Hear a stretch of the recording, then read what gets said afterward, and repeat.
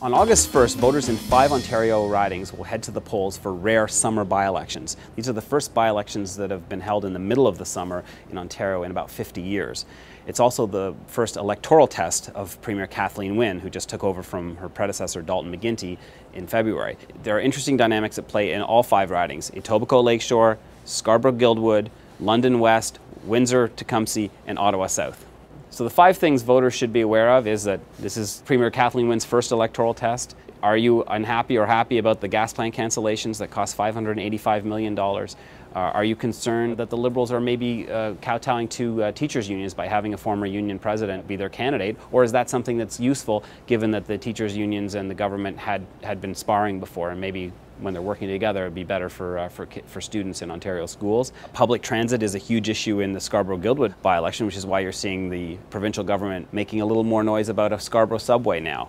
That may never come to fruition, but it's certainly not unhelpful to the Liberals if that's discussed during this campaign. What about the legacy of Dalton McGuinty? Is this something that deserves to be given a rubber stamp with the re-election of a Liberal candidate in Ottawa South, or is it something that maybe you don't want to reward the Liberals for bad behavior? Very interesting dynamics at play in all 5 of these ridings. Yes, the Liberals hold them right now. Will they win all 5? No. But I think that if they can win at least 3 of them, that's probably not a bad result for Kathleen Wynne in this, her first electoral test. The interesting thing about by-elections is they can be a way of punishing the government without actually throwing the government out. So get to the polls. For thestar.com, I'm Robert Benzie of the Toronto Star's Queen's Park Bureau.